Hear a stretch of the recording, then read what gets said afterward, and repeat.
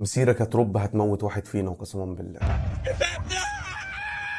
نهاية مباراة النادي الأهلي وسموحة فوز النادي الأهلي بشق الأنفس 2-1. ولكن أنا عندي عيال عايز أربيها، أنا مش هينفع إن أنا أتابع النادي الأهلي بالحالة ديت. يعني أنا من يوم ما تابعت كورة ما شفتش النادي الأهلي بالسوء دوت، وشايفه النادي الأهلي غلبان وطيب ومسالم كده في أي مباراة. النادي الأهلي حتى بأضعف أجياله كان بيكون في منه مردود أقوى في الملعب، بيبقى فيه شخصية، بيبقى فيه حماس أكتر، حتى لو المدير الفني مش أحسن حاجة، ولكن بتلاقي اللعيبة بتنفذ حاجات في الملعب المدرب أكيد مش طالبها. يعني التحرك بدون كورة اللي أنا ما بشوفوش أساسا في النادي الأهلي، لعيبه النادي الاهلي ما بتعملوش ليه؟ انا مش عارف. حتى لو المدرب ما طلبوش منك انت نفذه، اتحرك من غير كوره وشوف اوفرلاب واشوف من هنا واشوف من هنا، ولاعيبه بتطلع ولاعيبه بتنزل. ولكن النادي الاهلي لعبه كله على الواقف. زي ما قلت لكم ان انا صحتي مش هتستحمل ان انا اتابع بالشكل ده. انا عندي عيال عايز اربيها يا عم الحاج، ولكن الحمد لله على المكسب. لكن هنعاني قدام بيراميدز والزمالك وانبي والمصري، واي مباراه جايه النادي الاهلي هيعاني فيها لو ظل الاداء كما هو عليه في مباراه سموحه. الحمد لله على المكسب، مكسب مهم، مكسب بيديك ثقه او بيرجع لك نسبيا الثقه. واستنوني في فيديو جاي باذن الله هنقيم اللعيبه ونتكلم على كل لاعب شارك في المباراه.